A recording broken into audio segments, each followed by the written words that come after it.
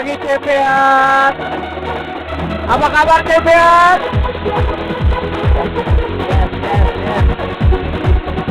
Wih, tepuk tangan dulu dong, paling meriah. Silakan duduk kembali. Sebelumnya terima kasih buat champion sudah invite saya.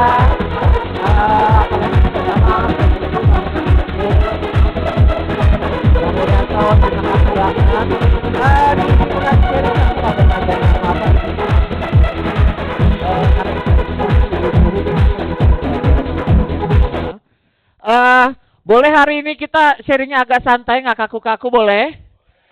Kalau mau nanya langsung potong boleh banget ya. Ini langsung klik aja. Oke. Oke.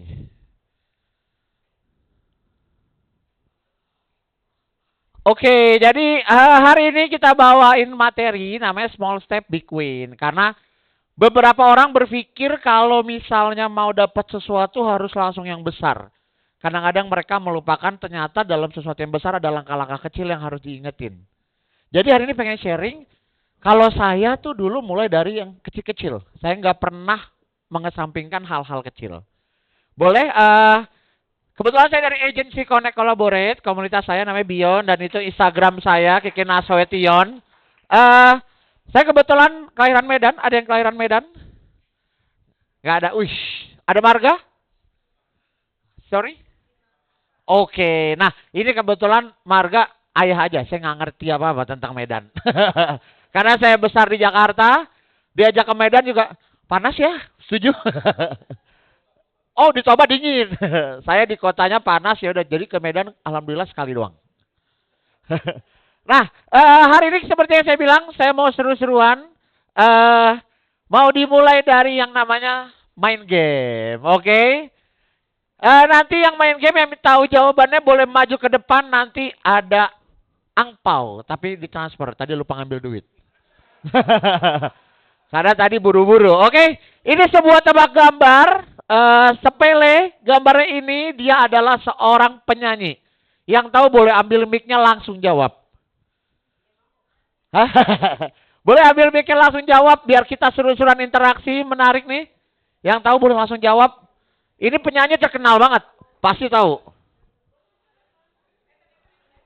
Ayo, yang tahu boleh maju ke depan. Gak apa-apa, is oke, gak salah. Kalau salah nggak ditampar kok di sini. Boleh banget, bebas. Jawab aja kok. Itu bensin eceran ya? Iya. Eceran. Mantap, tepuk tangan dulu. Buat siapa namanya? Oke, nanti kita ngobrol minta nomor GoPay ya. Ed Sheeran, oke? Terakhir nih, ini gampang. Kita buat lebih sulit dikit, oke? Dia adalah udah kebayang? Ini bensin eceran, eceran. Oke? Maaf, numpang naruh HP bentar. Nah, siapin yang kedua nih, buru-buruan nih ya, pokoknya ya, langsung yang kedua nih. Bang, ini sebuah aktor legendaris. Sebuah aktor legendaris. Silakan mic-nya boleh dikasih. Ada yang mau jawab itu mic-nya boleh langsung dikasih. Pink Panther ya? Salah. Itu nama filmnya. Ini aktornya, aktor. Aktor luar. Internasional. Aktor internasional. Sedikit clue. Nggak punya rambut. Maaf yang nggak punya rambut, mohon maaf. Nggak bermaksud apa-apa. Apa-apa, yo. Yes. Boleh jelasin gimana? Nah, ini gambarnya kalau di ini pin. Ini mobil Panther, mesinnya apa? Diesel. Jadi Vin Diesel, tepuk tangan dulu. Oke ya, jadi ini buat seru-seruan aja biar cair, oke? Nah, udah habis. Apa saya buat 5 menit kita seharian main game. Oke, kita lanjut ya. Nah, ini enak nih ketawa semua. Gak apa-apa ya, seru-seruan aja. Nah, ini seperti jalan di Prudential semuanya penuh teka-teki, tapi kalau dijalanin pasti ada hasilnya. Nah, boleh cerita background sedikit? Nah, ini kenapa kecil karena ceritanya background sedikit, oke? Kebetulan ini nama gua Ahmad Rizky Fikri. Ini ceritanya lagi kerajaan Thailand nontonin rakyatnya. Kelahiran 19 Maret 1994, tahun lalu baru berumur 32 tahun. Tahun lalu bulan lalu. Terus saya sekolah selalu di sekolah negeri. Ada yang sekolah selalu di sekolah negeri? SD, SMP, SMA, sekolah negeri. Wah, di sini ada di agensi saya nggak ada satupun. Makanya kalau saya ngelawak tentang sekolah negeri nggak ada yang relate. Ada yang di Jakarta tiga-tiganya SD, SMP, SMA negeri? Ada. Wih, di mana kau kalau boleh tahu? SMA 2 mana? Oke, jam ada SMP? Dua-dua Pinang Sia. SD-nya? Lupa. Udah nggak ada kali. Apa gak besar? Gak besar. Sama-sama negeri cuman kok kayaknya gen Jakarta Barat. Saya Jakarta Selatan. SD saya 01 pagi, tadi dijelasin. SMP 11, SMA negeri lagi Jakarta. Kampusnya di swasta. Kelihatan dong kenapa kampusnya di swasta. Karena masuk negeri nggak bisa. Karena kapasitas otak ternyatanya, wah swasta nih. Gitu. Terus pernah jadi sales majalah gratisan. Lalu akhirnya sebelum di Prudential kerja sebagai account manager digital agency. Digital agency bukan agensi Prudential tapi agensi iklan. Nah kalau teman-teman lihat YouTube, nah itu saya yang ngerjain dulu iklan-iklannya. Kalau lihat iklan benci, ya mohon maaf. Itu ada orang-orang yang dinafkahin dari iklan-iklan itu. Nama saya Ahmad Rizky Fikri. Jadi dari nama terlihat anak yang baik sekali ya. Alim banget. Nah ini keluarga saya cuma anak satu-satunya. Ini ibu ayah saya. Ekonomi keluarga tidak sampai, mohon maaf, miskin banget, tidak sampai kaya banget. Tapi kalau ada miskin naik satu level, nah itu saya naik satu level. Karena kebetulan ayah saya dulu itu kerja ayah saya itu tukang las. Tapi tukang las bawah laut. Dulu kerjanya di offshore. Wah gaji zaman 92-93 itu gajinya 30 juta per bulan. Sebelum hadir saya. Begitu hadir saya dia kerja di Jakarta. Tidak ada gaji segitu. Entah kenapa kayaknya kata orang bawa anak bawa rezeki. Kok saya enggak? Tapi enggak apa-apa. Saya bangga banget sama orang tua saya. Nah, ekonomi keluarga tuh cukup. Ibu saya itu punya TK. TK-nya itu bukan TK-TK yang kalau anak-anak kita semua mau TK yang harganya 8 juta sebulan. Enggak. Kebetulan TK ibu saya itu TK amal. Jadi yang masuk itu mohon maaf pemulung. Terus orang-orang susah. Karena ibu saya punya prinsip yang penting mereka bisa baca tulis. Ibu saya punya prinsip yang penting mereka nggak kena tipu sama orang. Nah namanya masukin orang-orang seperti itu. Kan uangnya nggak ada. Setuju? Gratis. Tapi guru-gurunya minta dibayar. Nah jadi ibu saya kesulitan masalah uang. Jadi minta yayasan jadi income-nya nggak sebesar itu. Alhasil yang terjadi sama saya adalah saya terancam nggak bisa kuliah. Karena memang dari keluarga yang memang tidak berkecukupan untuk kuliah. Dulu kuliah, SD, SMP, SMA kan negeri. Nggak terlalu mahal, kadang gratis juga ya kok anak negeri. Paling bayar LKS sama guru korupsi dikit. Sama biasanya study tour tuh karya wisata. Nah tuh bayar buat guru jalan-jalan. Nggak terlalu mahal, tapi begitu kuliah kan itu harga mahal. Nggak ada kuliah yang murah. Mau dimanapun mahal. Jadi waktu itu ayah saya menanyakan mau kuliah di mana. Di otak saya, kuliah itu yang bagus waktu itu adalah BINUS. Ada lulusan BINUS? Wah, kok semua nih? Kok lengkap nih? Apa kita kembar ya kok? Nah, BINUS itu keren banget dulu di mata saya. Ketika saya ambil formulir, BINUS jadi nggak keren. Karena harganya mahal. Orang tua saya langsung bilang, nggak mungkin. Akhirnya saya waktu itu dapat undangan di Semarang, ada namanya UNES. Universitas Negeri Semarang. Saya kan ada kesempatan tes ke sana. Kebetulan ada saudara, jadi nggak mahal. Cuma naik keretanya dulu kereta perang yang 70.000 sekali jalan. Yang kalau duduk tegak banget. Ya kan? Emang kereta militer. Jadi waktu itu tes. Ini ada cerita unik. Jadi tes itu memang udah undangan gak tahu diri. Sampai itu sore. Mestinya kan kalau tahu besok pagi mau tes kita tidurnya cepet ya. Nah kita malam-malam jalan ke Lawang Sewu. Karena kata orang itu angker. Nah justru angker kita samperin. Samperin Lawang Sewu tidak ada apa-apa. Aman-aman aja. Begitu sampai kamar baru berasa takut. Akhirnya saya tidur jam 5 pagi. Jam 5 pagi saya baru tidur, jam 7 sudah harus ujian. Apa yang terjadi ketika ujian? Tidur. Udah tidur, ngerjain asal-asalan, begitu pengumuman masih berani lihat lagi hasilnya. Menanyakan, kok gua nggak lulus ya? Nggak mungkin, nggak tahu diri namanya. Jadinya nggak lulus setelah ujian di UNES, udah semakin dekat deadline. Waktu itu sempat pilih Mercu Buana. Mercu Buana, udah tes, lulus kayaknya tapi kejauhan. Karena kan rumah saya di Bintaro, Mercu Buana itu di Meruya. Akhirnya pilih lagi, masuklah ke yang tadi namanya Mustopo. Jadi inilah keluarga saya.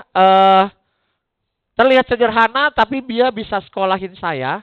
Dan terancam gak bisa kuliah. Alhamdulillah sama Tuhan, sama Allah Subhanahu Wa Taala, ternyata tante saya mau bayarin saya kuliah. Padahal orang tua saya nggak mampu. Kayak gitu. Dulu zaman kuliah, saya ngambil Mustopo. Mustopo itu cukup murah, 15 juta. Uang masuknya bisa dicicil 1 tahun. Kuliah tuh saya merasa kuliah gampang banget. Semester 1 IPK saya 3,78. Saya merasa Mustopo gampang banget, kuliah gampang banget. Orang-orang kok bilang susah. Langsung semester 2, Jumawa, ngambil 24 SKS. 8 matkul. Semester 2 baru kenal yang namanya tongkrongan. Jadi saya tidak pernah bohong ke orang tua saya berangkat ke kampus tapi tidak ke kelas, tapi saya nongkrong ke bawah. Begitu saya nongkrong, 8 matkul, akhir tahun dari 8 matkul yang lulus cuma 2. Saya bilang ternyata kuliah susah. Jadi habis itu saya sadar bahwa kok nggak tahu diri, udah dibayarin kuliahnya ugal-ugalan. Akhirnya saya bertaubat, lulus 4,5 tahun, IPK saya 3,4 gitu. Lebih ke modal tahu diri lah. Jadi orang tua saya dengan keadaan ekonomi yang biasa-biasa aja, dia bisa berhasil membuat saya sampai kuliah, itu sudah rezeki banget. Jadi boleh tepuk tangan buat orang tua saya, teman-teman. Ini yang sebelah kanan foto gaya-gayaan, ini saya promosi AB di J-Expo. Untuk pertama kalinya saya bangga banget orang tua saya datang ketika saya promosi. Karena promosi AB itu menurut saya waktu itu sebuah achievement. Jadi saya bangga pengen ajak orang tua saya. Walaupun ayah ibu saya, ini acara apa nih? Nggak ngerti dia. Tapi yang penting dia tahu anaknya di depan panggung, dia tepuk tangan. Nah, sekolah saya support pemerintah terus karena saya anak negeri terus.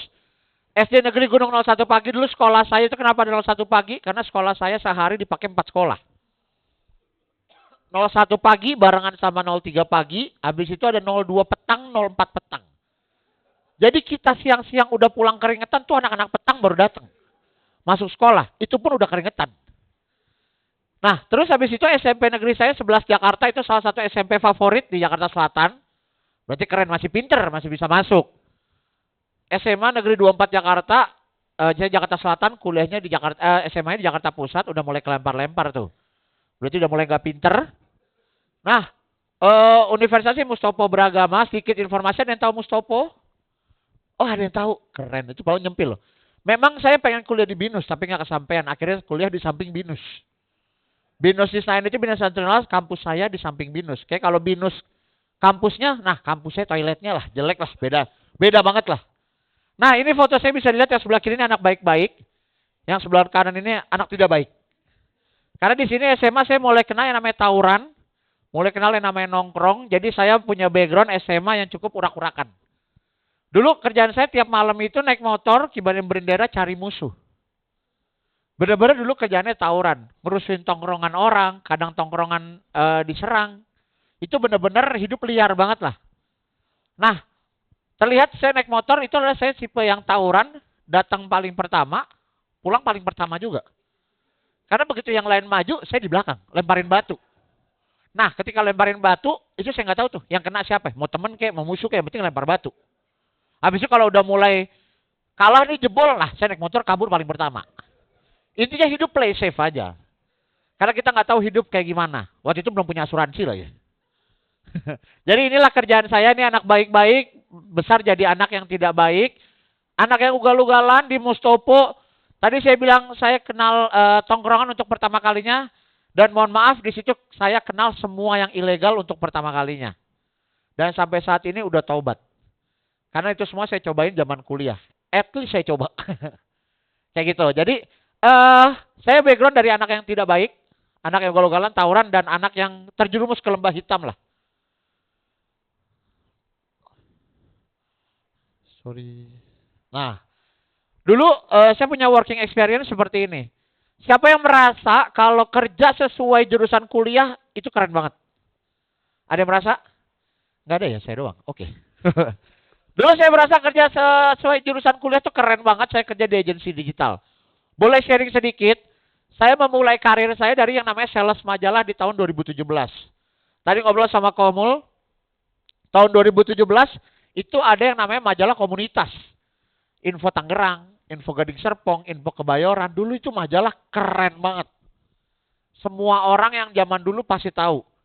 Nah, saya ketika ngelamar kerja baru lulus kuliah karena saya punya tanggung jawab untuk jadi beban keluarga, tulang punggung keluarga, saya harus cari kerja secepat-cepatnya. Sama ibu saya juga disuruh cari kerja. Dulu ngelamar namanya majalah Info Kebayoran. Berarti kantornya di mana teman-teman? Kebayoran, keren. Ngelamar panggilan pertama di Alam Sutra. Interview, saya mau Info Kebayoran, gaji waktu itu 3 juta. Wah, anak kuliah punya gaji 3 juta, nggak mikir langsung tanda tangan. Pertanyaan saya cuma satu, ini kantornya ada kan di Kebayoran? Ada, kita ada base camp di Kebayoran, mantap, tanda tangan. Hari kedua, suruh briefing, oke, gimana? Alam Sutra. FYI, dari rumah saya ke Alam Sutra itu naik motor, karena saya tidak punya mobil, itu 23 km. Briefing pagi, oke lah namanya baru kerja. Maaf. Lalu habis briefing saya keliling daerah Kebayoran, Senopati dan sekitarnya untuk tawarin majalah ke setiap toko. Kalau dulu Senopati terkenal orang nongkrong, saya kerja. Tiap toko saya ketok. Saya ada majalah, boleh nggak? Ketok-ketok lagi, makanya saya hafal letak-letak toko-toko keren itu di mana. Bukan karena nongkrong, tapi karena saya kerja. Dulu kerja naik motor, bayangin teman-teman, kerja ke toko, ketok pintu, keluar ketok pintu kita bayar parkir 2.000. Lah konsumen bukan, bayar 2.000. Gaji cuma 3 juta. Habis itu surprising ya ketika malam udah mau pulang sore maaf. Absen dulu ya ke Alam Sutra.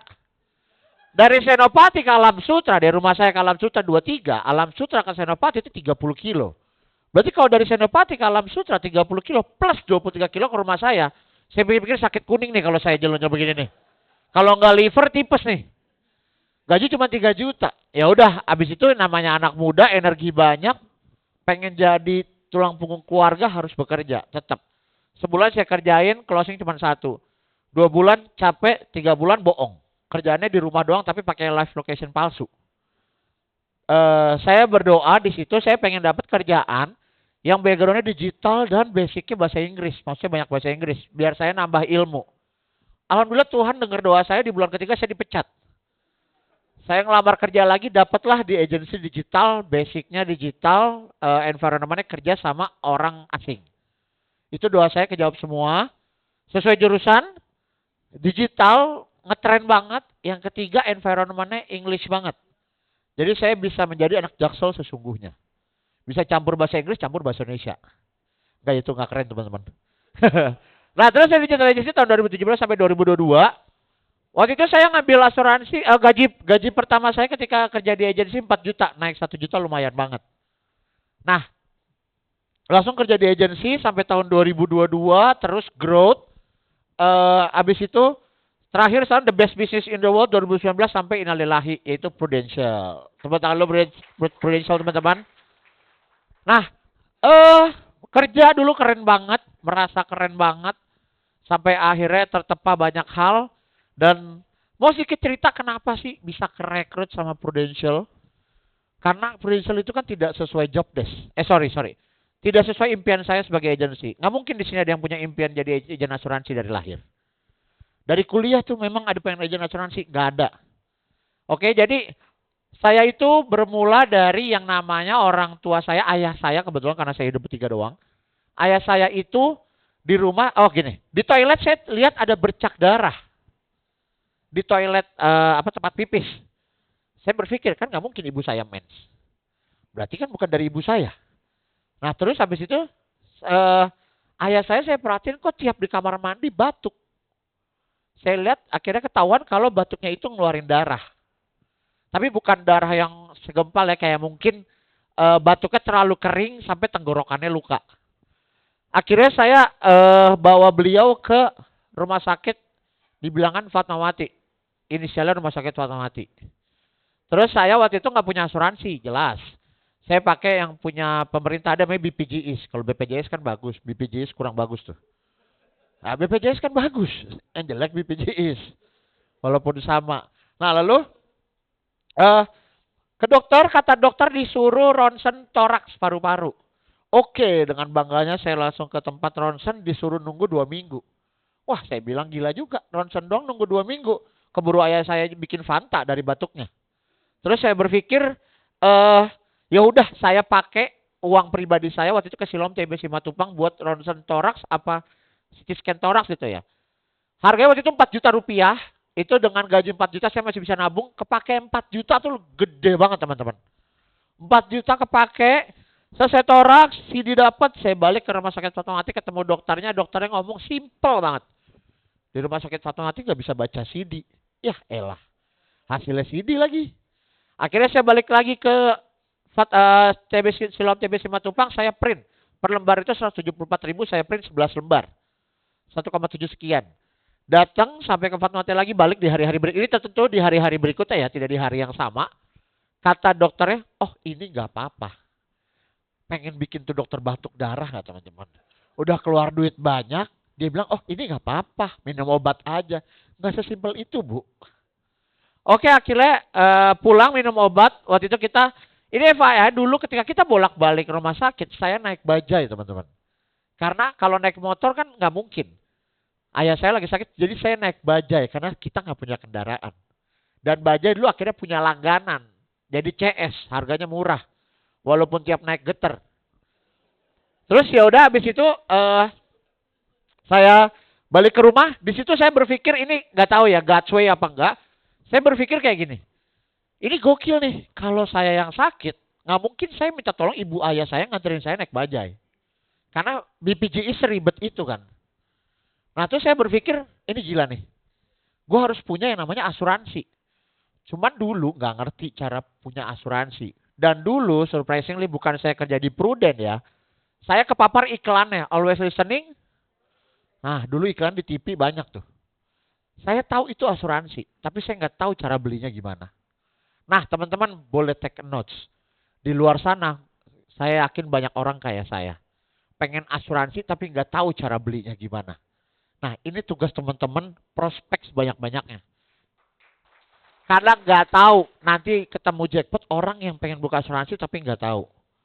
Nah alhasil saya jalani hidup seperti biasa. Kalau tadi lihat di Sunday Punch saya ada saya main basket. Dulu saya punya komunitas basket. Tiap hari Jumat karena dulu badan saya tidak sebesar ini. Masih oke lah. Jadi saya punya komunitas basket. Dulu kalau kita main basket itu terus-terusan. Tiap Jumat. Dan kalau main basket teman-teman tahu pasti kan nggak mungkin orangnya itu aja. Ada ngajak orang. Satu itu waktu itu kita ngajak orang, ya mohon maaf bukan bermaksud rasis, tapi dulu kita teman-temannya nyebutnya Pascin. Pasukan Cina Kota waktu itu. Karena memang teman-teman kayak banyak banget datang. Terus kita ngobrol-ngobrol. Saya lagi defense, kenalan sama leader saya, dulu belum leader saya, dia cuma bilang gini, hey bro, saya nanya. Dari dulu saya ternyata udah suka fact finding kali ya. Saya nanya, bro kerja di mana? Dia dengan pede dan lantang, dia bilang dia kerja di Prudential. Saya bilang dong, oh pas banget, gue lagi pengen buka asuransi. Kapan lagi tuh ada orang closingin orang di lapangan basket? Cuman ini boleh take notes lagi, habis itu apa yang dilakukan leader saya namanya Vincent. Dia habis itu, selesai main, pakai mandi, pakai baju, dia nyamperin saya minta nomor handphone saya. Untuk di follow up mengenai asuransi.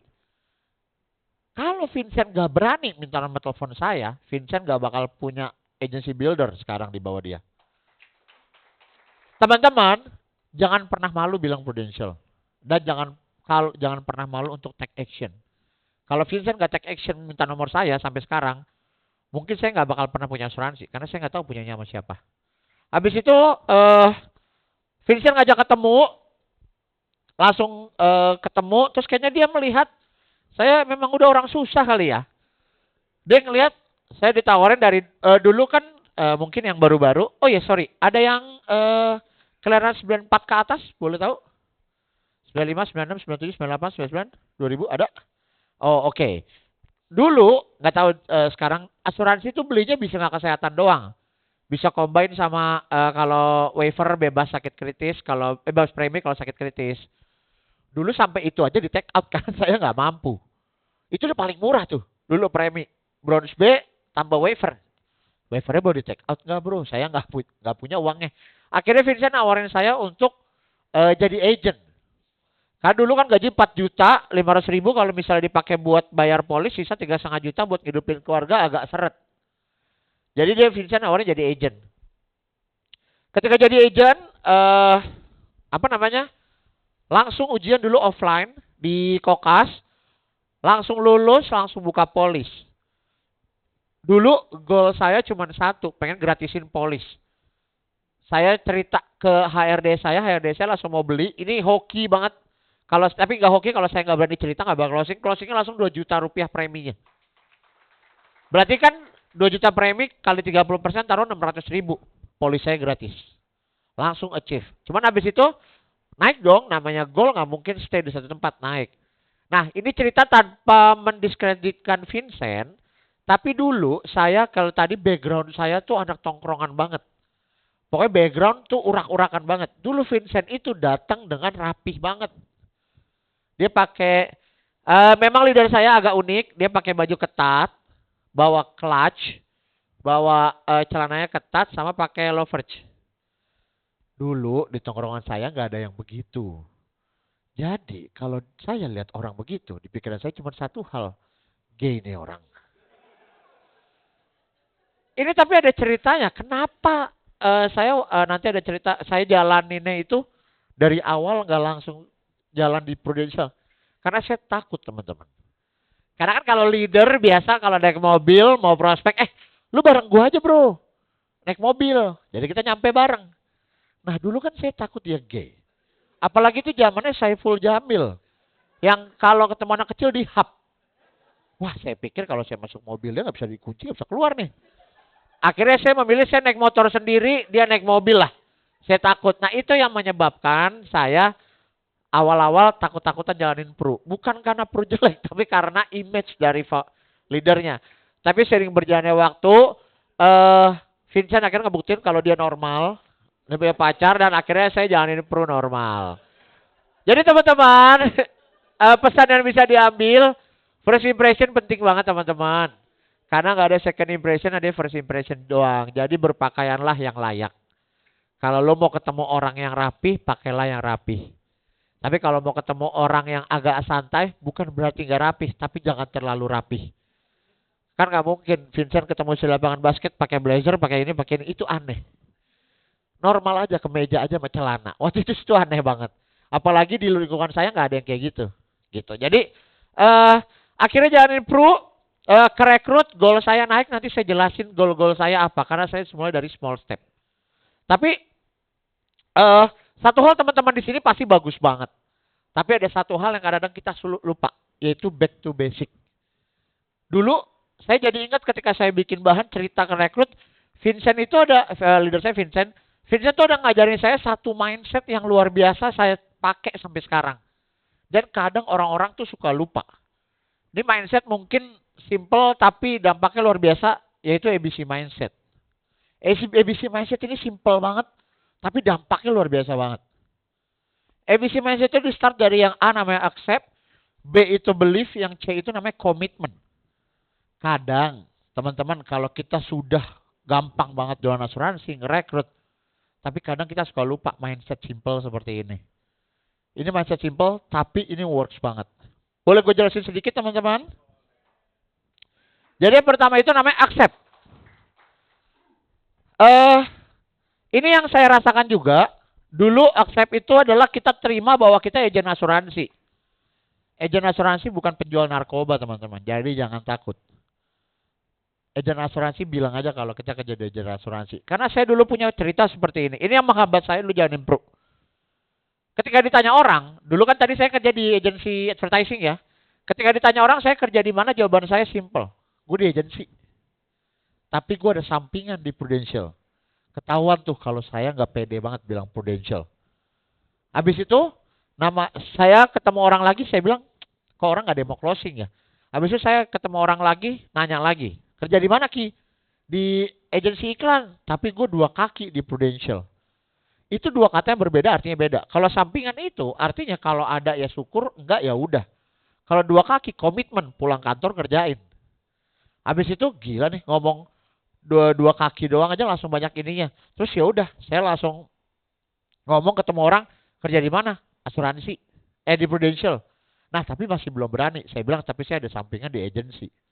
Habis itu semakin growth saya berani bilang kalau saya kerja di Prudential doang. Saya nggak nyebut kantor lain.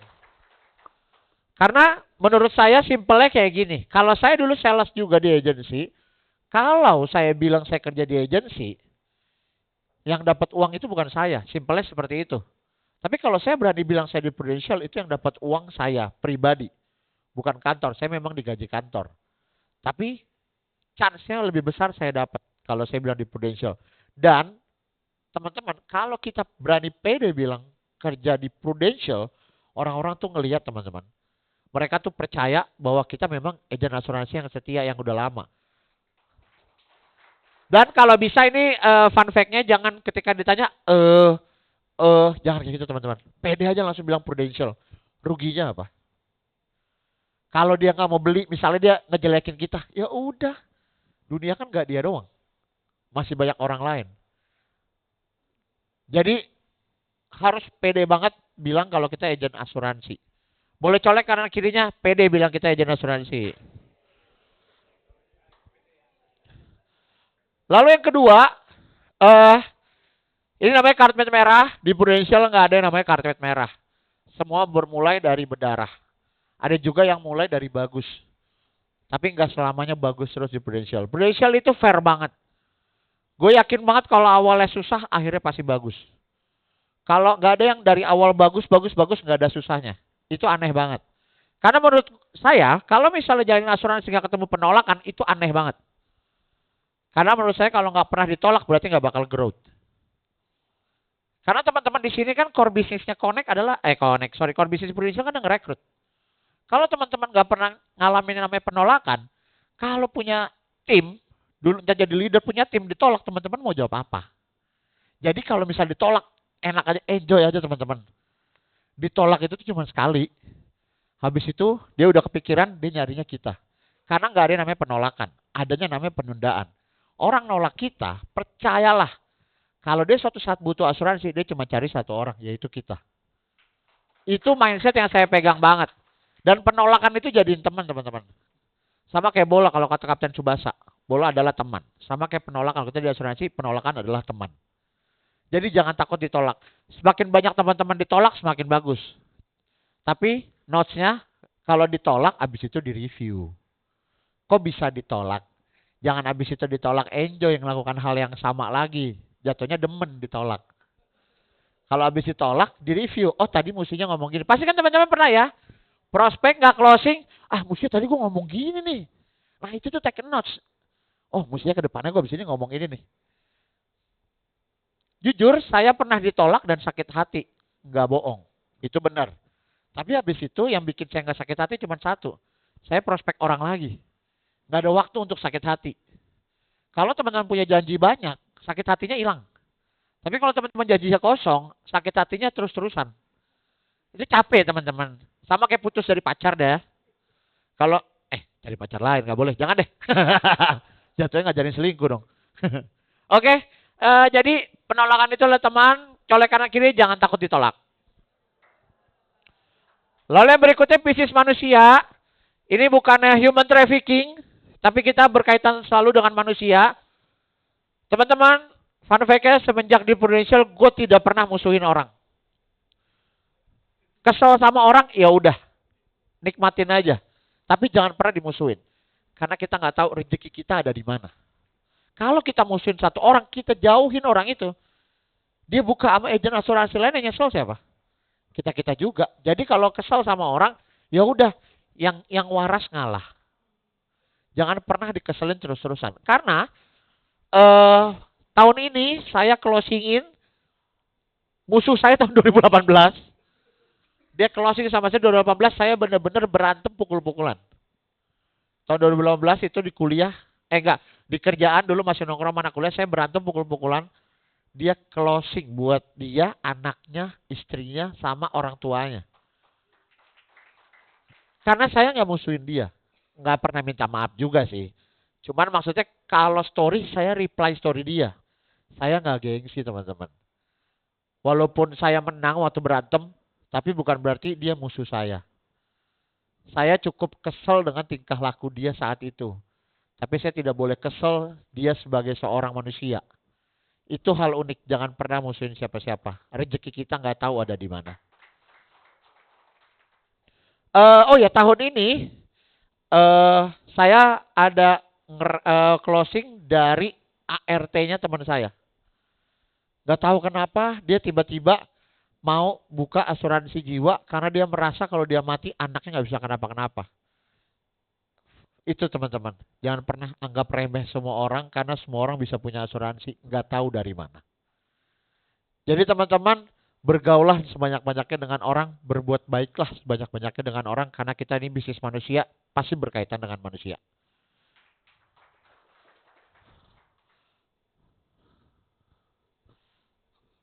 Ini dia. This is my business. Accept. Jangan lupa ini bisnis kita sendiri. Nggak ada bos teman-teman. Dulu kerja di kantor. Yang bikin teman-teman datang setiap hari karena apa? Takut dipecat. Takut nggak dapat gaji.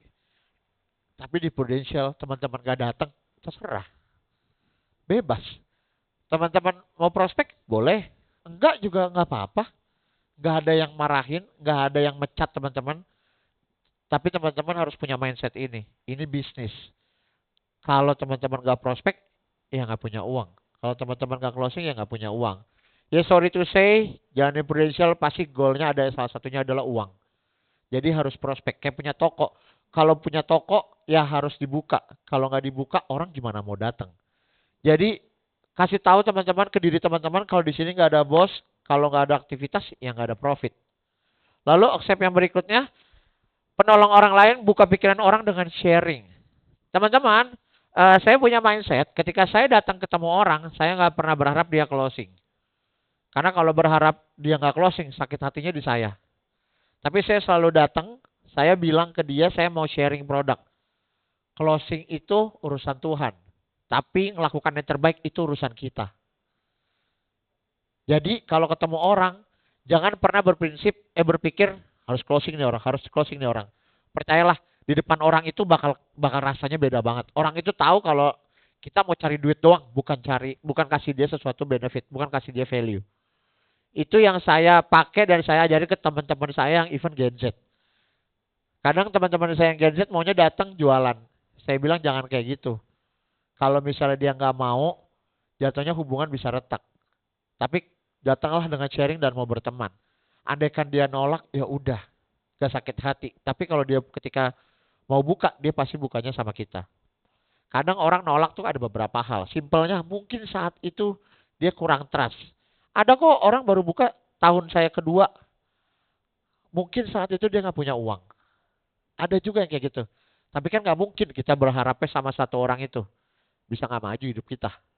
Jadi terus aktivitas, cerita kebaikan ke orang, sharing, closing nggak closing itu urusan Tuhan. Yang penting teman-teman hanya terus aktivitas. Oke? Yang berikutnya belief. Belief yang pertama harus sama company. Ini gue dapat dari Instagram Prudential. Jadi tahun 2024 itu Prudential itu top 56 by Fortune Indonesia. Ketika kerja, teman-teman pasti ngelihat banget background pekerjaannya. Sama kayak saya dulu kerja di sales majalah, saya ngelihat, biarpun kerjaannya seperti itu ya. Oh ya tadi FYI, saya bilang info Kebayoran ada kantornya di Kebayoran. Nah, dia bilang ada base campnya, ternyata saya salah dengar. Yaitu warung kopi teman-teman. Jadi gak ada kantor, habis itu saya menyesal saya tanda tangan. Tapi kenapa saya mau tanda tangan waktu itu? Karena background company-nya itu bagus banget. Dia berdiri sudah lama dan semua orang tahu namanya info komunitas ini. Sama kayak Prudential teman-teman. Kita nggak usah takut Prudential itu jelek apa enggak. By data Prudential bagus banget. Kalau teman-teman yang bisa baca laporan keuangan, jujur saya nggak bisa. Tinggal buka laporan keuangan, boleh bandingin sama asuransi lain, Prudential masih bagus banget. Kalau teman-teman bilang Prudential asetnya kalah, ya iyalah Prudential aset itu udah dibagi dua. Satu konvensional, satu syariah. Ada nggak asuransi lain yang berani pecah dua? Nggak ada teman-teman. Jadi believe sama Prudential. Prudential ini lihat 56 pendapatan 21 triliun, labanya 1,55. Nggak cuma mengenai profit doang teman-teman. Ada mengenai namanya belief sama produk. Kita nggak perlu tahu ketabrak kereta tuh pasti mati. Iya dong teman-teman. Masa perlu harus nyobain dulu jadi ketabrak kereta buat tahu ketabrak kereta itu pasti mati.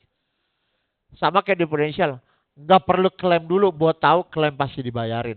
Karena Prudential itu punya data tentang klaim. Prudential itu tahun lalu membayarkan 1,5 juta klaim.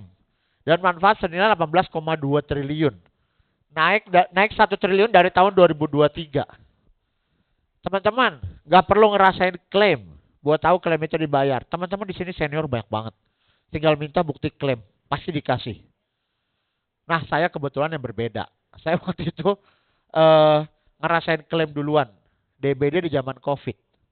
Habis itu FAS saya pribadi udah ngabisin duit Prudential buat bayarin klaim saya itu 500 sampai 600 juta. Karena saya pernah operasi kaki gara-gara basket. Jadi kalau ada yang Prudential bilang nggak bayarin klaim, saya hadepin dengan PD. Karena saya sudah 600 juta. Tapi kalau Prudential ada yang bilang Prudential nggak bayar klaim, saya nggak pernah nge-lag. Emang Prudential memang ada nggak bayarin klaim.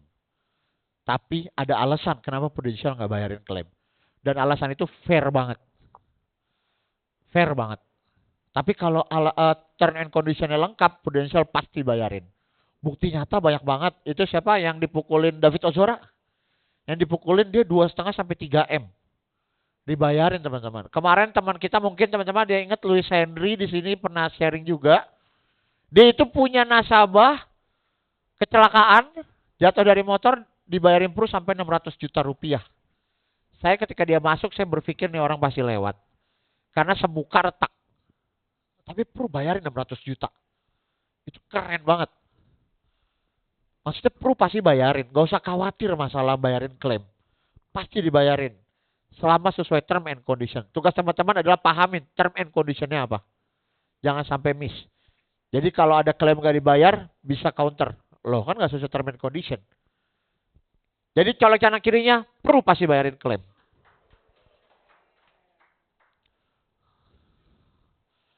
Nah yang berikutnya belief sama leader. Leader itu di sini pasti ngajarin dari nol. Tenang aja teman-teman. Saya kerja di 2 tempat, 1 5 tahun, 1 cuma 3 bulan walaupun dipecat. Nggak ada satupun leader saya di kerjaan yang ngajarin saya sebagus leader saya di Prudential. Benar-benar dari nol. Dan leader ngajarin itu nggak cuma perihal Pru doang. Leader itu ngajarin perihal tentang ngelihat hidup.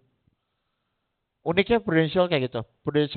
Leader Prudential nggak cuma ngajarin tentang Pru doang, bahkan hidup pun diajarin. Makanya banyak orang bilang leader kita di Prudential itu selain buat Prudential tapi juga life coach juga. Dia ngajarin kita ngeliat hidup jauh lebih baik dan saya believe akan itu. That's why saya believe 100% dengan leader saya walaupun awal-awal saya nggak believe. Karena kan penampilan ya. Itu berat lah. Jadi pasti diajarin dari nol, nggak usah khawatir teman-teman yang baru ngerekrut. Yang baru terrekrut, gak usah khawatir pasti diajarin dari nol. Pasti ditemenin sama leadernya. Gak ada satupun leader yang tega. Karena satu-satunya orang yang pengen kita sukses cuma satu, leader kita doang. Gak ada lagi. Bahkan orang tua kita bisa menentang kita loh guys. Even pasangan kita bisa menentang kita. Tapi leader kita tetap konsisten mau kita sukses. Jadi cuma satu, believe sama leadernya. Terus, leader itu pasti bisa bantu achieve goal kita. Goal di sini saya ngelihatnya bukan di Prudential doang. Even goal di luar Prudential, leader bisa bantu. Contoh mau beli rumah di Prudential enak banget, semuanya bisa dihitung. Coba dulu saya kerja di kantoran, saya mau beli rumah, gaji saya 4 juta awal-awal. Mau beli rumah mana nih? Saya misalnya mau beli rumah tahun depan, saya harus ngapain supaya punya rumah tahun depan dari gaji? Insentif juga paling berapa? Naik gaji paling berapa? Tapi di Prudential teman-teman kerja hari ini mau beli rumah bulan depan, tahun depan, saya rasional ya, tahun depan itu bisa banget. Cari tahu misalnya DP-nya berapa, cari di Pru, bisa banget dihitung. Di Pru itu semua bisa, masalahnya mau apa enggak. Itu yang paling penting. Karena saya beli mobil juga dari Pru. Ada hitung-hitungannya. Nanti saya ada cerita. Lalu, ya kelewatan. Gimana nih baliknya? Maaf. Nah ini dia. Sering sharing atau latihan sama leader. Ketemu leader jangan takut teman-teman. Dulu saya ketemu leader terlepas dari itu ya ketika saya jalanin Pru. Udah jalan udah believe kalau dia udah gak gay. Saya ketemu leader itu saya malas-malasan. Pasti ditanyain nih prosesnya mau gimana nih. Ditanyain nih mau ngapain. Tenang aja teman-teman. Leader begitu cuma pengen kita sukses. Dan leader gak mungkin ngejudge kita. Pasti ditanyain kesulitannya di mana. Dipecahin kesulitannya sama leader kita. Terus ini penting banget sering sharing sama leader. Buang sampah pasti kan ketemu prospek ada keselnya ya teman-teman ya. Kesel banget ketemu ini. Please ceritanya ke leader. Jangan cerita ke sesama agent atau sesama leader juga. Ceritanya ke sesama leader. Karena yang boleh tahu sampah itu cuma leader. Karena kita nggak tahu kanan kiri kita kondisinya lagi apa. Kita ceritain kekesalan kita, taunya kiri kita lagi bad mood. Taunya dijalanin Pru, jadi kita yang salah. Kasarnya kayak gitu. Tapi cerita itu buang sampah semua ke leader. Leader emang disediakan buat menerima sampah. Nah, itu juga yang saya lakukan ke tim-tim saya. Saya selalu bilang kalau ada apa-apa ceritanya sama saya. Capek teman-teman. Dengerin sampah. Tapi gara-gara capek itu kita dibayar mahal sama Prudential. Terus kalau leader, ini yang saya rasakan dulu leader kalau ngajakin role play saya malas banget. Elah nih paling mau ngejudge nih kalau saya jelek nih. Dulu saya punya mindset seperti itu. Tapi ternyata setelah saya jadi leader dan mengerti bahwa tujuannya itu bukan buat ngejudge, tapi buat kita makin bagus. Mindset itu yang harus diubah. Jadi jangan skeptis sama leadernya. Dan kalau ketemu leadernya, kalau diajak ketemu sama leadernya jangan hilang-hilangan. Gitu. Jadi kalau ketemu hilang-hilangan gimana mau sukses di Pro. Terus yang berikutnya beli sama community. Ini salah satu community champion. Tepuk tangan dulu buat champion. Teman-teman keren banget. Hari Sabtu pagi mau datang. Ya mestinya Sabtu pagi kita tidur enak-enakan. Sabtu pagi datang ke sini dengar sharing. Saya yang gak seberapa. Cuma satu. Gara-gara teman believe sama champion. Kalau teman-teman gak believe sama champion. Teman-teman gak bakal datang ke sini. Ini yang harus dipertahankan. Tepuk tangan dulu paling besar buat champion. Karena champion ini hadir. Gak mungkin tidak dengan namanya R&D, Research and Development. Pasti dia siapin semuanya dari nol sampai bisa sebagus ini. Jadi bolehlah berterima kasih sesayang inilah sama champion teman-teman. Tepuk tangan dulu sekali lagi buat champion. Karena komunitas itu wadah. Kalau misalnya nggak ada wadahnya, percayalah nggak datang training itu nggak enak banget teman-teman. Nggak dapat update berita baru, nggak ketemu teman-teman seperjuangan. Saya belum sama community karena nggak mungkin community saya, agensi saya membuat saya menjadi ke bawah, pasti diangkat ke atas. Dengan ada kontes-kontes atau apapun itulah. Nah, yang berikutnya kalau itu accept udah, believe udah, komitmen nggak ada percuma. Komitmen ini simple, 3 basic system. Ada training, coaching, activity. Ini paling penting teman-teman. Semuanya bisa dilakukan kalau belum accept, belum apa, datang ke 3 basic system. Pasti accept dan believe-nya nambah. Yang pertama training teman-teman. Kalau boleh tahu champion training hari apa aja? Oh Sabtu doang. Sabtu jam 10 sampai jam? Oh jam 8.30 sampai jam 10. Oke. Di kita agak berbeda tapi oke. Maksudnya teman-teman training itu harus datang. Nggak bisa enggak. Apapun kondisinya harus datang. Karena saya dulu kantor agensi saya itu ada di Tanjung Duren. Dulu Connect kantornya masih gabung sama Inspiring di APL Tower. Senin sampai Jumat saya di Tanjung Duren. Kalau Sabtu ke APL Tower kan Tanjung Duren juga ya. Ngapain ini nggak jelas. Dulu saya pokoknya nggak percaya sama Connect deh. Terus akhirnya sebelum berjalannya waktu saya datang training, ternyata training seru teman-teman. Kenapa seru? Karena saya suka keramaian. Dan di training itu bisa dapat info-info yang leader kita nggak bisa kasih tahu. Kenapa? Karena leader juga manusia. Otak dia juga ada batasnya. Nah enaknya di Prudential yang ngajar di depan sini itu bukan trainer yang based on teori. Trainer yang base-nya adalah experience di lapangan. Jadi yang disebutin sama para speaker-speaker di depan itu udah pasti terjadi di lapangan. Enaknya itu. Kalau misalnya yang datang trainer belum tentu terjadi kalau cuman by apa namanya teori. Tapi kalau speaker-speaker dari Prudential, Champion, Connect dan lain-lain itu pasti orang-orang yang memang udah berpengalaman di lapangan. Jadi harus datang ke training, teman-teman. Terus yang berikutnya coaching. Ya coaching sering-sering ketemu leadernya, buang sampah sama leadernya, jangan malu-malu ketemu leadernya. Karena kalau misalnya teman-teman gak coaching, yang tahu goal teman-teman cuma leader. Jadi kalau teman-teman leader itu punya helicopter view, ada satu hal yang teman-teman gak bisa lihat tapi leader bisa lihat. Itu yang paling penting. Yang berikutnya adalah activity. Activity itu dulu bagusnya itu 3-in-1 activity. Tapi zaman online, saya kebetulan lulusan online. Ada yang lulusan online, promosi zaman online? Ada teman-teman? Nah, mantap. Dulu zaman online, 3-in-1 activity itu basi banget. Kalau 3-in-1 activity, kalau zaman online itu namanya males. Dulu saya, zaman online, dalam sehari itu bisa 5-6 aktivitas. Karena apa? Simple teman-teman. Nggak perlu pindah-pindah tempat. Cuma gonta-ganti link doang. Makanya dulu saya promosi zaman online. Karena segampang itu. Tapi memang agak sulit kalau udah offline sehari 6. Pilihannya besoknya udah nggak bisa aktivitas lagi, sakit kuning teman-teman. Karena jalanan pasti macet. Tapi kalau online 5-6 possible banget. Jadi activity tapi teman-teman jangan lupa. Kalau offline sehari itu minimal 3 kalau yang full time. Kalau yang part time minimal 2. Bisa banget kok. Dulu saya lulusan part time. Saya pulang kantor, saya komitmen diri saya harus prospek orang. Apapun yang terjadi. Karena dulu saya ketika part time masih muda banget, jadi saya bisa malam 2. Jam 7 sampai jam 9, jam 10 sampai jam 12. Kalau dulu ngejar promosi AD, dulu agency director, saya makan siang pura-pura kabur.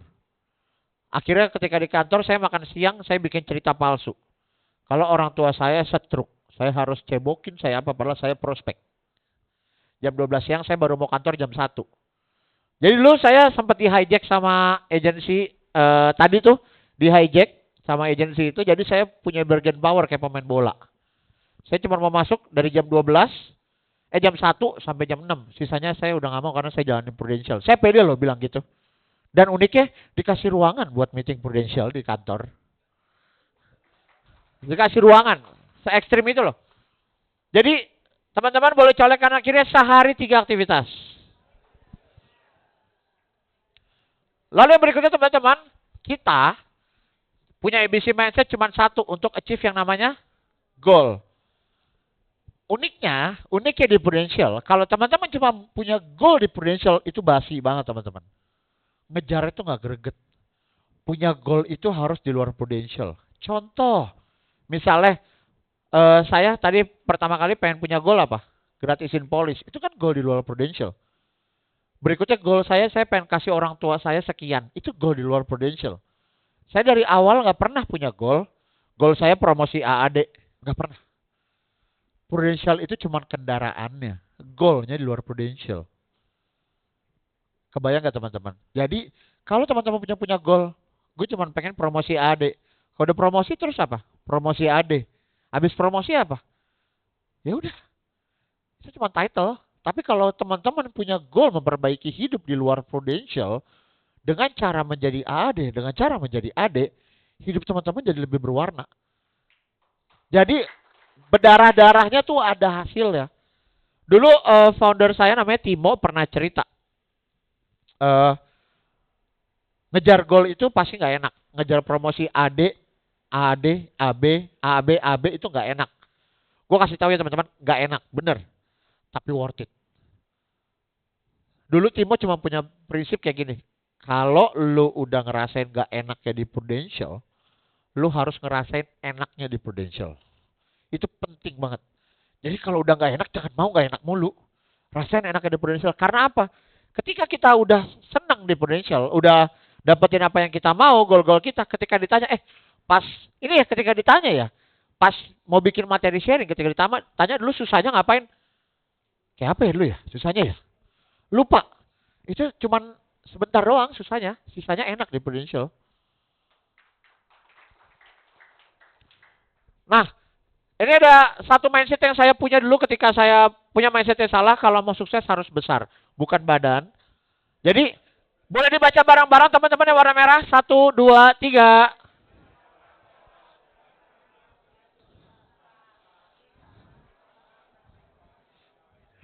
Yes, teman-teman. Maksudnya adalah simpelnya gini, differential aja deh. Kalau misalnya teman-teman mau goal ngejar AAB. AAB berapa teman-teman dalam setahun? API-nya 300 juta. Kalau teman-teman langsung mau ngejar 300 juta tanpa dicacah, teman-teman pusing sendiri. Tiap ketemu orang berharap closingnya 300 juta. Capek teman-teman. Terus kalau jadi, maksudnya adalah dimulai dari yang kecil-kecil. Teman-teman 300 juta dalam setahun. Dibagilah 12. 12 dibagi lagi 4 per minggu. Simpelnya kayak gitu aja. Karena kalau teman-teman ngeliatnya langsung angka 300 juta, fair-fairan. Kalau saya sih keblinger. Baru closing misalnya 500 ribu, taruh deh 1 juta rupiah premi, baru 12 juta. Masih jauh lagi dari 300, baru berkurang berapa. Tapi yang kita fokus adalah daily habitnya, weekly-nya. Kalau misalnya weekly-nya cuma 24 juta, teman-teman weekly achieve 24 juta, konsisten, itu lama-lama setahun 300 juta. Tapi bukan berarti kalau udah achieve seminggu nggak mau ngerjain lagi ya. Kalau bisa lebih cepat, kenapa enggak? Tujuannya adalah small step ini cuma bikin teman-teman tetap waras. Ngelihat angka nggak terlalu gede. Lalu berikutnya, ini saya punya mindset dulu. Mindset saya adalah, ntar aja deh, saya prospeknya kalau saya udah jago materi. Ada yang pernah berpikiran seperti itu? Saya udah ngerti produk. Saya udah ngerti yang namanya cara jualan. Enggak gitu teman-teman. Di Prudential semuanya mulai dari small step. Bingung kayak gimana? Mulai aja dulu. Santai aja, mulai aja dulu. Kalau gagal ya udah. Karena kalau kita ngerekrut teman-teman Gen Z ya. Tadi saya baru ngobrol sama Komul. Teman-teman Gen Z kalau dikasih sesuatu yang susah, yang ada dia langsung cabut. Suruh dia mulai aja dulu. Nggak usah perlu pintar. Barengin aja, temenin aja. Mulai aja prospek. Salah benar urusan terakhir. Kalau ketemu orang salah, tenang aja tuh orang nggak ngerti kalau kita salah. Yang ngerti salah kan leadernya. Yang penting pede. Orang tuh ngeliat pedenya. Kalau ada yang nggak ngerti, gue tampung dulu ya. Ntar gue tanya. Harus mulai. Dan ketika small step mulai dari ketika belum jago, percaya teman-teman. Kalau misalnya jago gara-gara jalanin, itu beda banget rasanya karena jago. Belajar dulu sebelum mulai. Karena pengalamannya jauh di atas rata-rata. Jadi teman-teman, nggak ada kondisi yang pas jalanin pro, nggak ada kondisi yang pas buat ngejar gol, harus langsung mulai hari ini juga. Kenapa small step? Yang pertama mulai mudah dimulai, nggak perlu nunggu momen yang pas, bisa langsung eksekusi. Dulu saya punya tim, dia mau mulai nunggu ketika dia habis ulang tahun. Ngapain? Sama aja. Lu ulang tahun cuma nambah umur apa nggak? Iya, nambah ya mendekati Tuhan lah. Ya udah mulai sama aja. Ada dulu yang mau mulai bilang nunggu saya nikah. Lah kelamaan. Emang kalau habis nikah nyantai? Kan enggak. Mulai aja sekarang. Paralel ngurusin nikah. Ada malah yang bilang nunggu ini deh. Gue resign dari kantor, itu paling bahaya. Jangan resign dulu baru jalanin pro kalau kayak gitu. Pro jalanin dulu, lu lihat dulu. Lu siapin karena kita berpikir rasional. Lu ketika main resign aja jalanin pro, harus siap yang namanya tabungan. Karena bagaimanapun ketika pro jalanin tetap harus punya uang buat keluar rumah. Tapi nggak perlu gede-gede, itu semua bisa diatur. Tapi keluar rumah itu kan harus. Apapun yang terjadi tetap ada bahan bakar yang dibakar. Jadi nggak ada momen yang pas, harus mulai dari awal. Lalu yang berikutnya minim resiko. Gagal di hal kecil itu murah banget teman-teman. Kalau mulainya masih...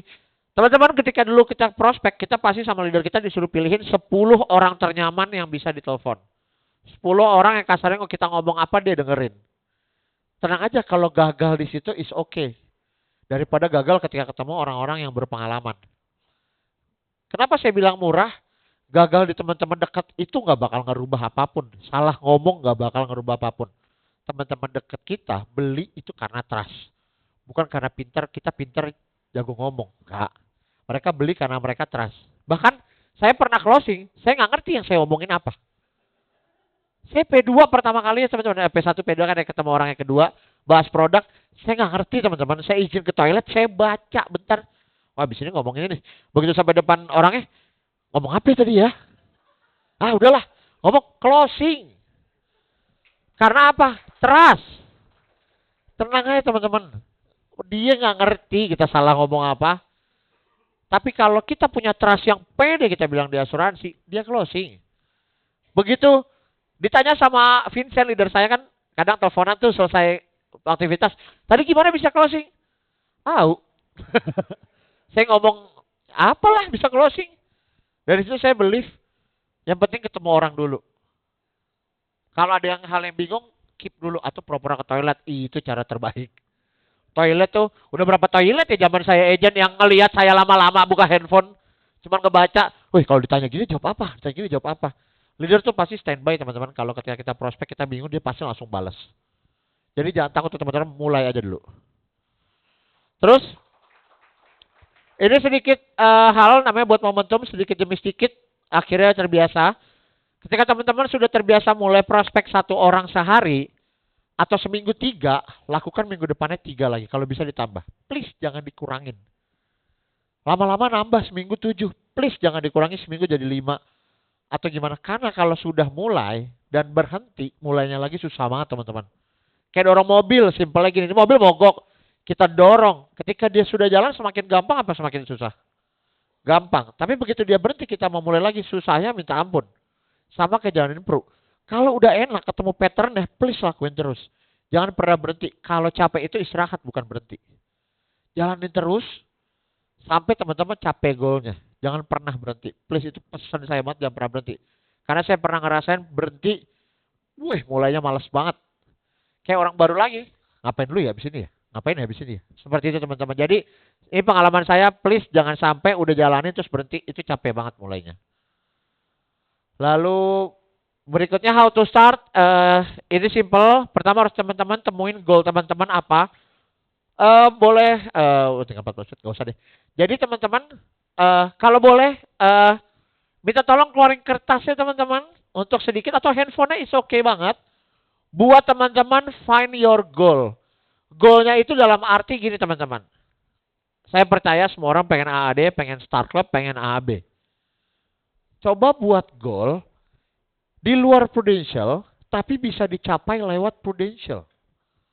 Contoh, pengen beli rumah, pengen tahu nih DP-nya berapa, caranya gimana lewat Prudential. Saya bukan tanya caranya, tapi teman-teman buat goal yang kira-kira teman-teman bisa capai di Prudential. Simple aja goalnya mulai 2026 aja, jangan jauh-jauh karena waktunya nggak banyak. Bisa tolong dibuat 2 menit, 3 menit aja. Goal teman-teman di 2026 ini sebenarnya pengen dapat apa sih? Di luar Prudential ya teman-teman, nggak ada salah, nggak ada benar.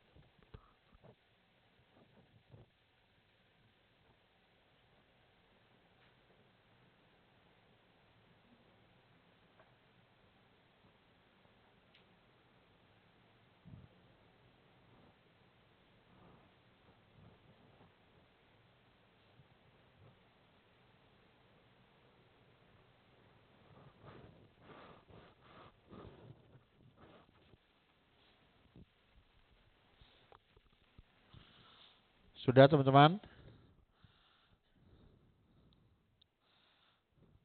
Sudah? Boleh minta 2 volunteer cerita dong goalnya apa. Jangan malu. Kalau cerita siapa tahu diaminkan dengan banyak orang malah achieve.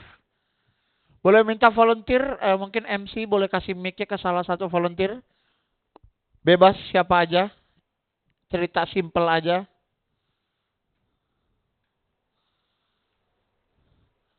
Ada yang mau jadi volunteer? Atau saya bikin random ya? Boleh ya? Saya undin ini paling nah itu Mas yang itu, yang Gen Z. Yang di bawah saya 94. Boleh kasih mic ya? Itu saya udah adil banget loh Mas. Saya udah kan tadi tunjuk Mas. Boleh cerita Mas, namanya siapa Mas? Nama nama saya Ethan. Ethan. Ethan. Ethan, oke. Ethan pengen dapat apa 2026 di Royal Prudential? Sebenarnya saya tahun depan sih. Oke, Saya tahun depan. apa tuh? Pengen mobil. Wih gokil, tepuk tangan lu buat Ethan. Ada spesifik nggak pengen mobil apa? BMW. BMW apa Tan? F30. F30, tahun berapa? Tahun 2016. Gokil, tepuk tangan lo buat Ethan. Kita amin ini semoga achieve. Satu lagi, boleh? Ada lagi yang mau volunteer? Apa mau random lagi? Bebas. Random lagi kali ya? Tadi udah dari sisi kanan. Nah, cuci yang ini nih, cuci ini. Aduh, silau. Iya, pasti bagus banget sih. Dengan Ci siapa maaf? Berta.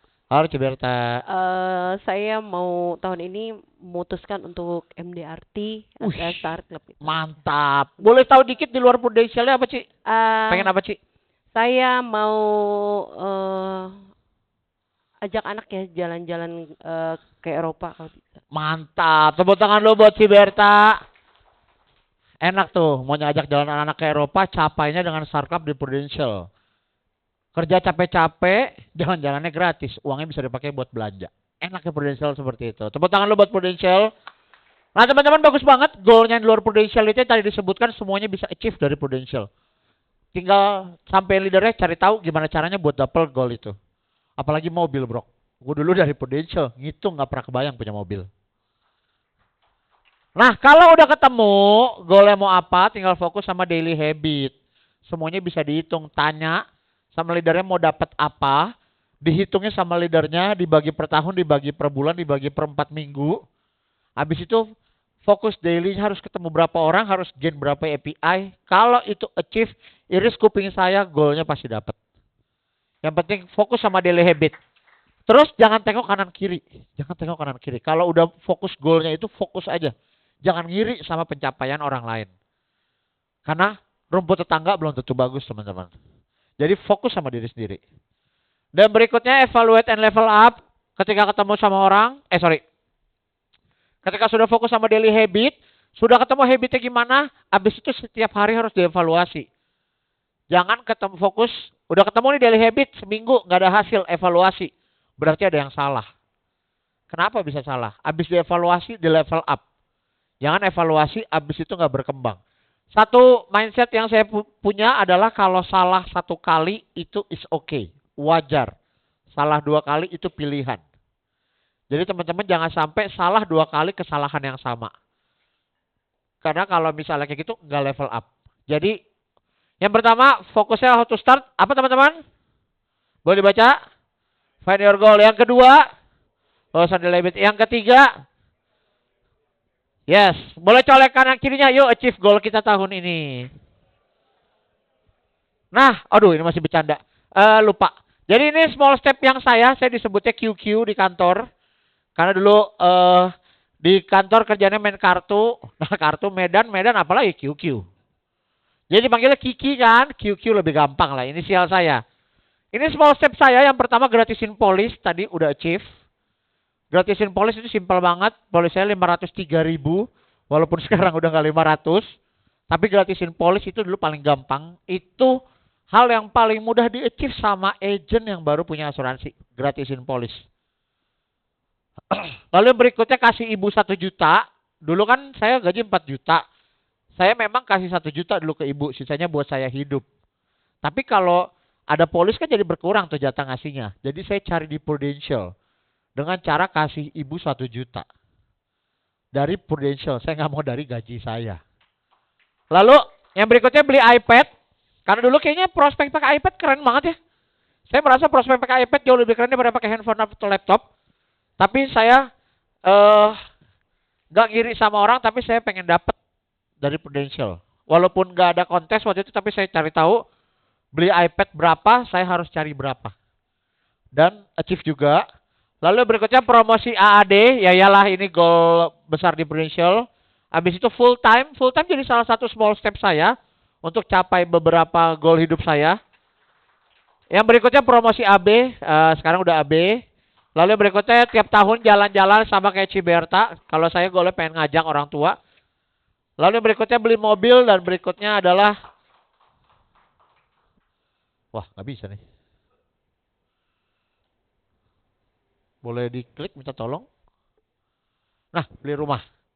Karena goal berikutnya beli rumah. Nah, boleh sedikit sharing?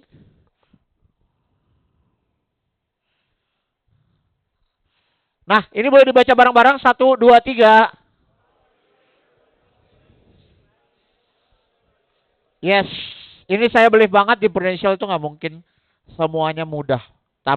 Tapi lebih baik mudah tapi susah tapi bisa daripada bisa tapi susah.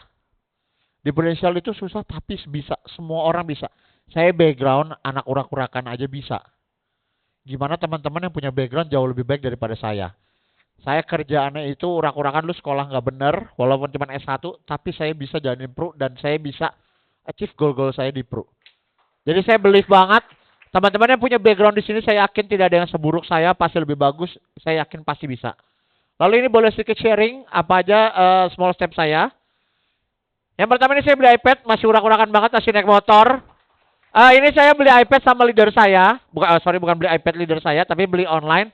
Dan leader saya bilang nggak boleh di unboxing sebelum ketemu dia. Nah ini saya ketemu di pinggir jalan teman-teman dekat rumah saya naik motor, saya bawa iPad demi ketemu leader saya dan unboxing bareng di motor teman-teman. iPad itu nggak harga mahal, tapi value-nya gede banget buat saya karena saya bisa dapat sesuatu saya nggak minta orang tua saya. Ini iPad dulu kalau nggak salah 45 juta, iPad 9 itu dapat unboxing langsung saya pakai prospek. Ini kelihatan masih urak-urakan celana pendek, ini biasanya pulang nongkrong. Lalu berikutnya ini promosi AAD, teman-teman. Sedikit cerita ini promosi AAD online. Sangat tidak seru, teman-teman. Promosi AAD online, saya di rumah. Nonton apa dulu tuh, iya ya, apa sih yang Prudential kayak di Expo. Ya, Ahmad Rizky. Apa? Di kamar, kanan bantal, kiri kasur. Nonton nama saya muncul. Gini doang. Karena apa teman-teman? Online. Sumpah online gak enak banget. Hening banget kan hening. Yang ada kita doang sama layar. Nah ini sedikit cerita. Full time dulu FYI gaji saya itu terakhir di agensi itu 14 juta rupiah. Bisa dilihat teman-teman saya full time di Prudential income saya 5 juta rupiah. Saya beraniin full time. Dengan gaji saya sebelumnya 14 juta. Kenapa saya berani full time?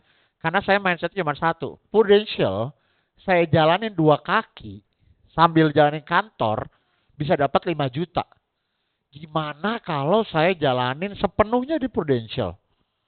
Nggak kebayang. Dan terbayarkan semua ini di bulan Juni 2022. Di bulan Desembernya saya achieve 10 juta rupiah. Belum sebesar gaji saya, tapi hampir menepati gaji saya. Di situ trust saya semakin besar ke Prudential dan saya memutuskan kejar goal-goal saya di Prudential. Kenapa saya bilang Prudential bisa dihitung? Ini enak banget. Saya mulai 5 juta dengan berdarah-darah, nggak bohong teman-teman. Itu berdarah-darah banget. Dulu punya kehidupan dengan income 14 juta, harus berkurang menjadi 5 juta. Jujur saya nggak berani kalau 0-0 banget dari awal full time. Karena saya punya orang tua yang saya tanggung. Jadi 5 juta saya rasa saya hitung-hitung pas. Pas banget teman-teman. Jadi harus dihitung-hitung prospeknya. Nggak bisa tuh prospek di tempat-tempat mahal. Yang ada habis itu nggak bisa prospek lagi. Jadi semuanya bisa dihitung. Dan benar aja di Desember dapat 10 juta rupiah dan Prudential memang the best itu teman-teman. Boleh tepuk tangan dulu teman-teman. Nah ini akhirnya promosi agency director. Dulu saya promosi tahun 2024. Ini di Expo. Ini enak banget teman-teman. Nggak bohong. Namanya ngadain promosi offline itu enak banget. Dulu yang AAD hening, sunyi senyap, ini rame banget. Saya di atas panggung agak lebay sedikit, berkaca-kaca. Kayak Wah, gokil. Tapi saya di atas panggung, kalau teman-teman ada tahun 2024 datang ke J-Expo, satu-satunya ade di atas panggung yang joget-joget saya doang. Karena saya merasa, lu pada nggak seneng kaku-kaku begini? Saya begini-begini sendiri, saya senang-senang sendiri. Karena ini berarti banget, saya ngejarnya empot-empotan. Susah, makanya saya pengen ngerayain di panggung. Makanya kalau tadi saya ada foto sama Bapak Ruslican, orang foto gitu, saya foto 3 kali. Terus ada satu saya rangkul Ruslicannya. Nggak tahu habis itu dimarahin apa enggak. Karena saya saking excitednya untuk promosi, Ade ini susah banget. Dan saya bisa. Dan teman-teman, saya yakin teman-teman bisa. Karena orang kayak saya bisa promosi AD. Karena yang terpenting di Prudential adalah promosi AD secepat-cepatnya. Karena dari promosi AD, teman-teman unlock banyak banget hal. Teman-teman mau main tim bisa kaya. Mau jualan bisa jauh lebih kaya. Seperti itu teman-teman. Boleh cari kanan kirinya promosi AD secepat-cepatnya. EAB. Nah, ini jalan-jalan pertama saya bareng Connect Collaborate. Ini bareng komunitas saya, Beyond. Jadi, saya tadi ada goal satu saya. Saya pengen jalan-jalan terus-terusan tiap tahun. Ini jalan-jalan pertama itu ke Jogja. Ini pertama kali saya naik AAD, saya leader camp di Jogja, gratis. Ini jalan-jalan pertama saya di Prudential. Lalu berikutnya, naik level jalan-jalannya ke Singapura, dapat konteks dari Connect. Ini ke Singapura sebenarnya udah pernah, cuman ini gratis belum pernah. Waktu itu, sebenarnya saya salah. Saya ke Singapura gratis mulu. Waktu itu, Singapura pertama dibayarin tante saya, ini yang kedua dibayarin sama Connect. Tapi, kalau gratis tapi perjuangan sendiri itu beda ya pride-nya ternyata. Jadi ini saya bareng teman-teman Beyond, seru banget. Lalu ini naik cruise pertama kali, merasakan jadi orang kaya gimana, naik kapal paling mewah.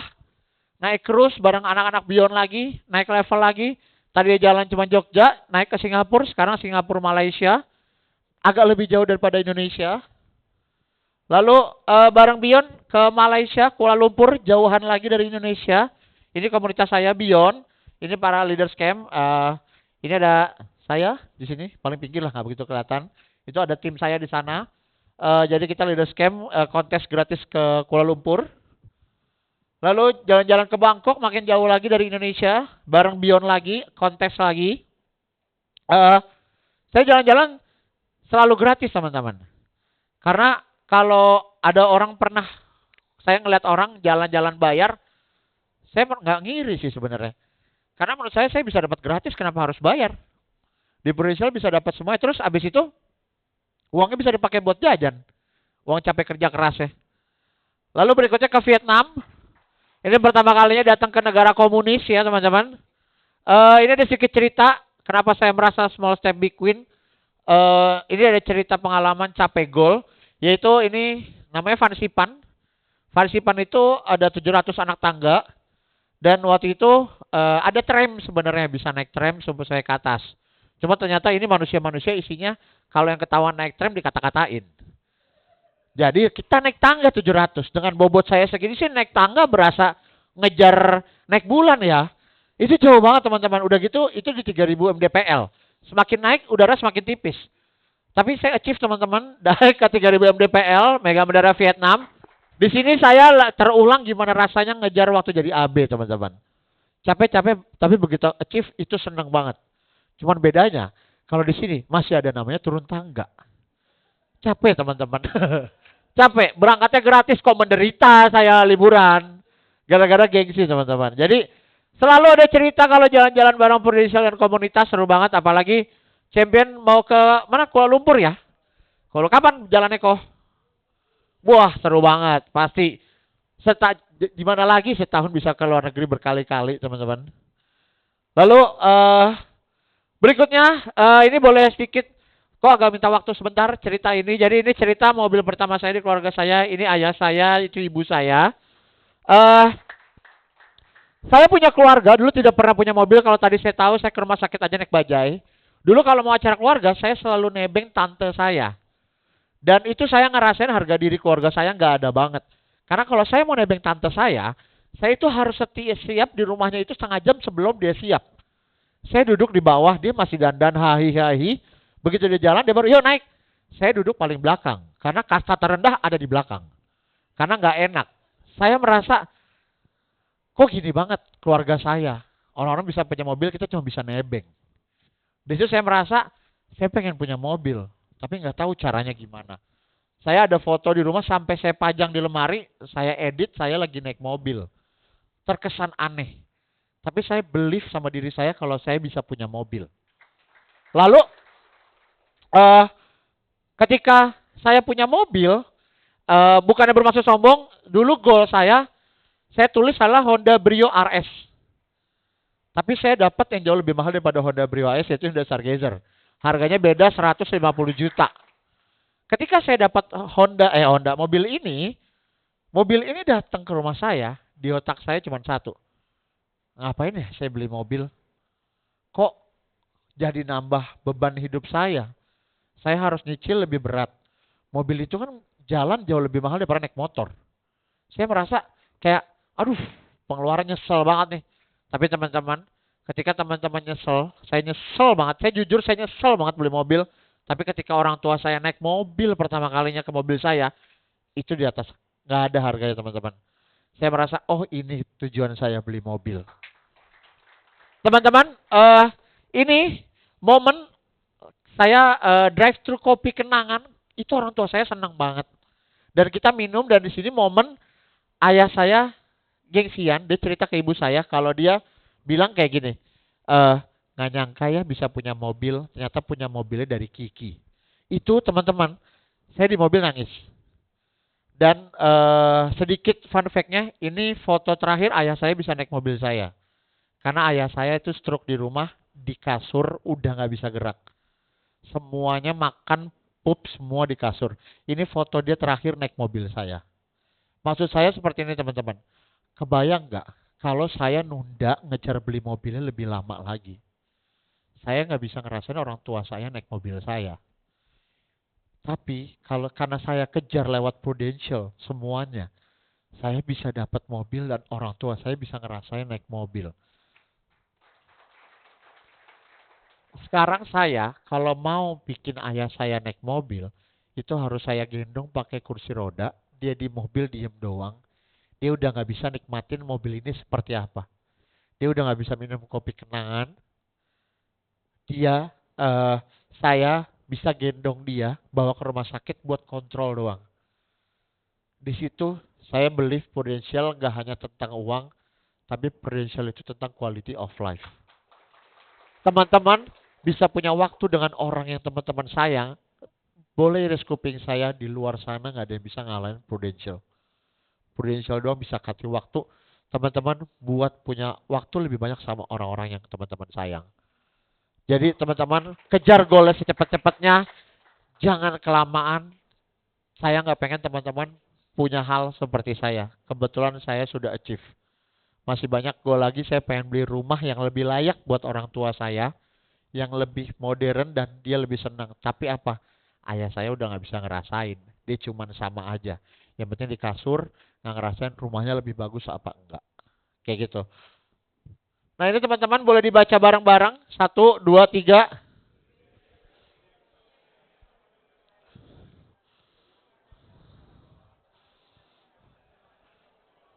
Yes.